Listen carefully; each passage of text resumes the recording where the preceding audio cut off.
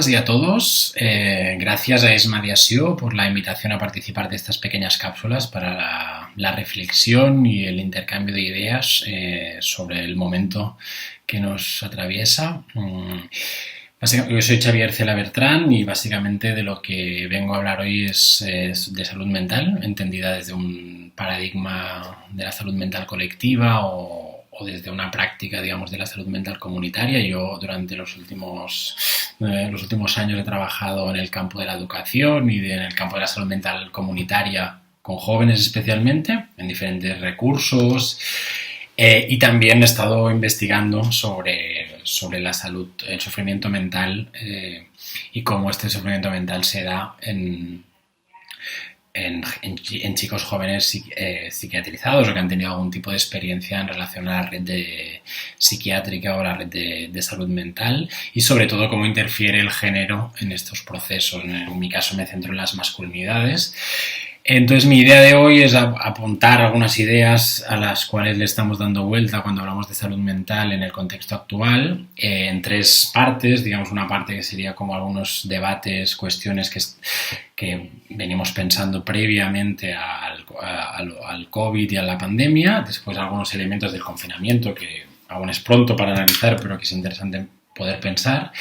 Y después, por último, algunos elementos más abiertos que serían como activadores para seguir dialogando o conversando sobre este tema. Entonces, básicamente, desde las personas que nos hemos dedicado o que nos dedicamos a este campo desde una mirada más comunitaria, uno de los problemas que existen es cómo se organiza, digamos, la atención o los cuidados en salud mental, y que tienen que ver con una idea confusa y problemática, que es que cuando hablamos de salud mental, en realidad, en la mayoría de los casos nos estamos refiriendo a patología o a trastorno mental. Es decir, cuando pensamos en la red de salud mental, es aquella red que atiende a personas con un diagnóstico psiquiátrico. Este es, digamos, el centro que articula todo el modelo. Esto es problemático y es problemático en el sentido de que justamente genera un sistema hospitalocéntrico de atención y, digamos, no separa de la comunidad, digamos, la atención o las posibilidades de cuidar o de acompañar este sufrimiento mental. Entonces, a nivel, esto, digamos, desde el 1986 con la Ley de Sanidad de Lluc a nivel español o a nivel catalán, Comín en el 2017, o los planes directores de salud mental y adicciones lo plantearon también, o la ley última el año pasado, 2019, que impulsó Podemos, la ley de salud mental, que constaba de 34 puntos.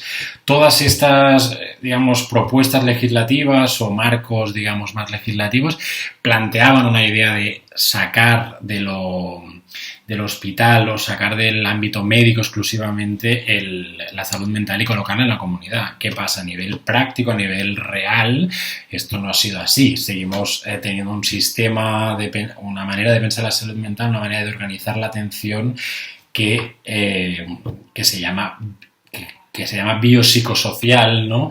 Y que no es casual que el orden sea este, ¿no? Primero lo bio, después lo psico y después lo social, ¿no? Este orden no es casual en el sentido de que se sigue poniendo en el centro el diagnóstico y una etiología, una causalidad del sufrimiento que tiene que ver con un elemento que está en el cuerpo, como orgánico o neuroquímico, o que está en el cerebro, ¿no? Como una idea de que el sufrimiento, digamos, emana del cerebro, del cuerpo, ¿no? En segundo lugar está lo psico, que sería como el tratamiento y con algún terapeuta, con las diferentes vertientes o maneras de entender esta terapia, y después está lo social, ¿no? En esta jerarquía, digamos, entre biopsicosocial, es clara esta jerarquía o esta relación entre estas tres dimensiones si lo vemos en el lugar que ocupan los profesionales o las profesionales de cada uno de los ámbitos. No es lo mismo un neuropsiquiatra o una neuropsiquiatra en cuanto a salario que percibirá que un educador o una educadora social que se dedica a gestionar actividades en un club social o en un hospital de día. Entonces esto es evidente que sigue habiendo, que colocamos el centro de la atención en salud mental en lo biomédico, y esto no, o sea, no estamos diciendo que haya que negar el conocimiento que aporta la psiquiatría clínica o el uso del psicofármaco en momentos determinados, ¿no? Pero sí cuestionar que el centro de los procesos de salud, trastorno o sufrimiento psíquico, atención, sean este diagnóstico y esta psicofarmacología, ¿no? Porque así como está claro que la medicación puede ayudar, decíamos, ¿no? En un determinado momento, siempre existe un proceso colaborativo de decisión sobre la misma entre la persona y la profesional o el profesional, el acompañamiento y la recuperación no depende depende mucho más de la manera en que socialmente y comunitariamente abordemos el sufrimiento mental, ¿no? Entonces hay elementos que justamente estas últimas semanas yo creo que están dando para pensar sobre ellos, que deberían estar en el centro de cómo pensamos el acompañamiento a nuestra salud mental, que tiene que ver con los cuidados, con el apoyo social, la red de afectos, que tiene cada uno, que cada una. Tiene que ver también con pensar los procesos de recuperación y cuestionar la centralidad que le hemos dado al trabajo remunerado en estos procesos de recuperación. Es decir, ha habido como una especie de obsesión en que la recuperación después de un proceso de psiquiatrización o de sufrimiento mental o psíquico, digamos, intenso, el trabajo sería la manera de conseguir autonomía y de volver a formar parte, ¿no? de la sociedad, pero en un sistema, digamos, en un mundo laboral excluyente, donde hay un porcentaje de la población que es expulsada sistemáticamente de este mercado laboral, y más ahora en la situación que nos encontramos. Esto es cuando menos problemático, porque lo que genera es mucha frustración y una falacia, que es que el trabajo nos va a permitir recuperarnos de una experiencia de sufrimiento mental, ¿no? Cuando realmente no hay trabajo para estas personas, ¿no? Entonces, ahí hay un elemento. No, pero bueno, volviendo a los tres puntos que quería iniciar, o sea, que quería situar para iniciar esta explicación. Hay un tercer elemento que creo que es importante, que es previo a todo lo que está pasando, que ahora voy al momento actual, que es que este es más, no tanto que es un elemento para mí muy positivo y que nos da para pensar en el momento en el que estamos en relación a la salud mental, y es que han emergido en los últimos años, que esto no es nuevo, pero sí que han emergido de manera, digamos, más visible o más articulada, movimientos que se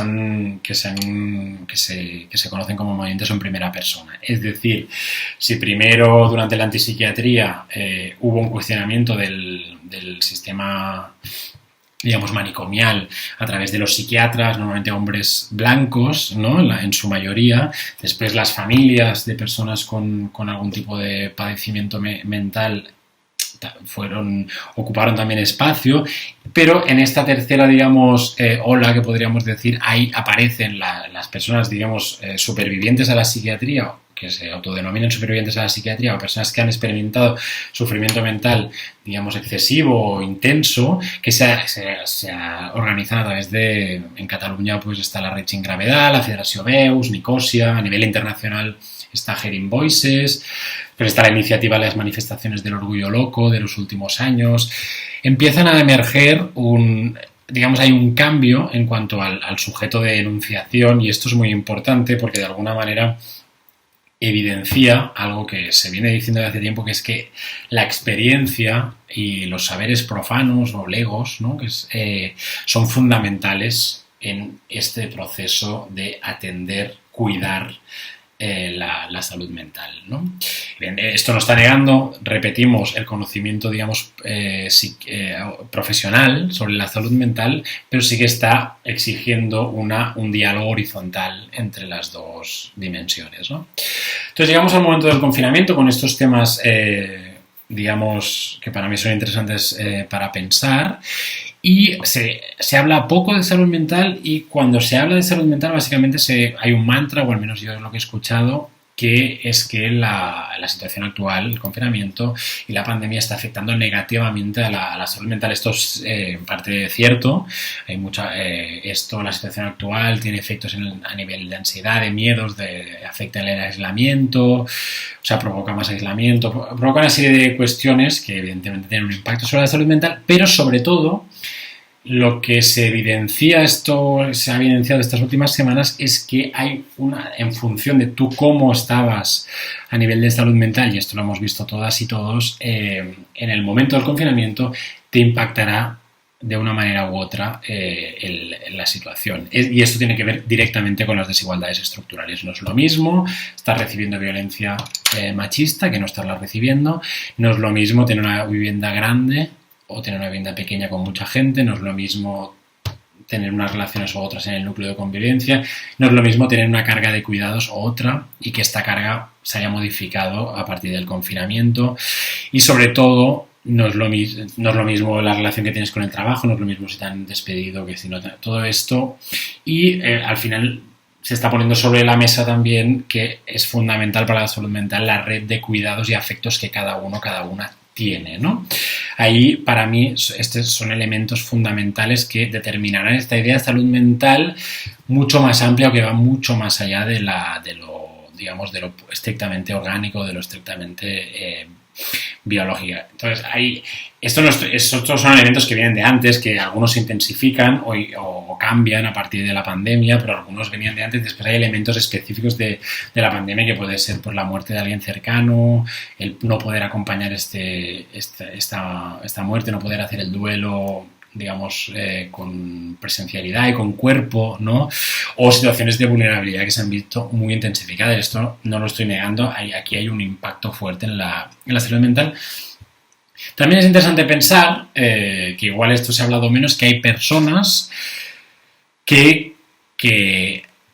a las cuales la situación actual les está representando una mejora en la salud mental. Digamos, hay algunos elementos del orden de la competitividad, del orden de encajar en un modelo normativo de familia, de pareja, en un modelo normativo de trabajo, de tener que esto se ha apaciguado bastante. Es decir, hay personas que el hecho de si están en un contexto, digamos, en un contexto de convivencia, un núcleo de convivencia cómodo y tienen los cuidados asegurados, digamos, estas personas están mejor, ¿no? Y esto será interesante para pensar por qué, ¿no?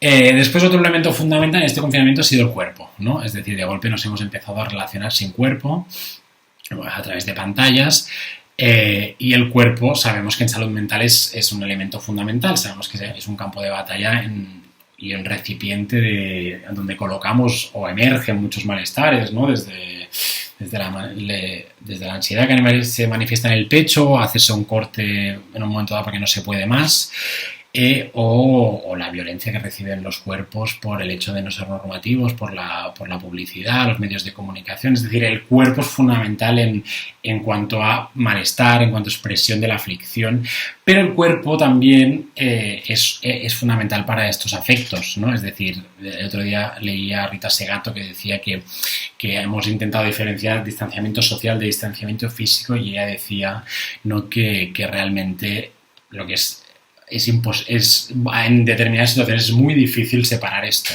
Es decir, la copresencia o la cocorporalidad que decía ella es fundamental en el campo de la salud mental y el acompañamiento, ¿no?, de la salud mental. Entonces, para ir cerrando, algunos puntos que quería también mencionar de ¿qué nos servirá todo esto en términos de salud mental? ¿Cómo nos servirá todo esto? Si es que nos puede servir para pensar la manera de gestionar o de atender la salud mental a nivel colectivo y comunitario, ¿no? Pues primero, lo que decía, hay que pensar la salud mental más allá de los dispositivos que atienden los trastornos mentales. Es decir, no podemos acompañar la salud mental como una cuestión que tiene que ver con las vías dopaminérgicas o con la medicación, sino hay que situarla en el contexto social, económico en relación al género, en relación a la clase, en relación a si tienes papeles o no tienes papeles. Hay que poder abordar la salud mental desde ahí, porque una sociedad desigual e injusta no puede tener una buena salud mental, y esto es evidente, ¿no? Y sería contradictorio, ¿no?, tener una buena salud mental en una sociedad, digamos, injusta y desigual. Otro elemento interesante es que hemos conectado todas y todos con la propia vulnerabilidad, a niveles diferentes, pero en todo caso la estamos viviendo, ¿no? Y en este punto nos permite pensar la salud mental, repito, no como una dicotomía entre aquellas personas que tienen un trastorno y aquellas personas que no, o aquella diferenciación que se hace desde las personas que atiende la red de salud mental y aquellas que no, y pensarla más como un continuum, ¿no? Esto permitirá desestigmatizar. No hay un peligro, que es patologizar cualquier experiencia vital, ¿no?, que es un poco lo que la tendencia, digamos, hegemónica en cuanto a los últimos manuales psiquiátricos de considerar elementos de la vida o sufrimientos asociados a la vida como patológicos, sino justamente lo interesante sería poder hacer el camino inverso y desestigmatizar o desbinarizar la idea de salud mental y poder entender que todos y todas tenemos salud mental y que nos movemos en este continuum en el cual ha habido un movimiento en función de dónde veníamos, dónde estábamos y cómo nos ha impactado la situación actual, ¿no? Entonces, esto me parece un elemento muy importante. Después, para acabar, podríamos hablar de muchos cambios que se han producido en la forma, digamos, en los recursos donde yo participo, por el hecho de tener que utilizar las redes sociales o las videollamadas, ¿no?, para comunicarnos. Esto daría para otro vídeo. Pero bueno, creo que es importante, problematizando la idea del cuerpo, ¿no?, cómo es esta relación sin el cuerpo, que esto habría que pensarlo bien. Sí que es importante ver cómo, bueno, al menos yo en el club social donde participo, ver cómo se están generando maneras nuevas de formar parte de la comunidad, ¿no? Es decir, ahora está siendo fundamental tener un entorno, una red de afectos y cuidados que decíamos que te cuida, que te acoja, te valora y que se preocupa por ti, y esto es fundamental, ¿no? Y esto básicamente es una de las ideas que ahora está trasladado a la red, digamos, al ámbito virtual, pero que al final presenta cosas muy diferentes a lo que veníamos trabajando en salud mental comunitaria, pero presenta elementos también que remiten a lo anterior, ¿no? Y es interesante pensar en cómo construimos comunidad, ¿no? Y cómo este construir comunidad nos permitirá atender o acompañar la salud mental, no de las personas, decíamos, con trastornos, sino en general de la salud mental de todas y todos, ¿no? Y me estoy pasando de tiempo, por lo tanto lo voy a dejar aquí. Muchas gracias y seguimos dialogando.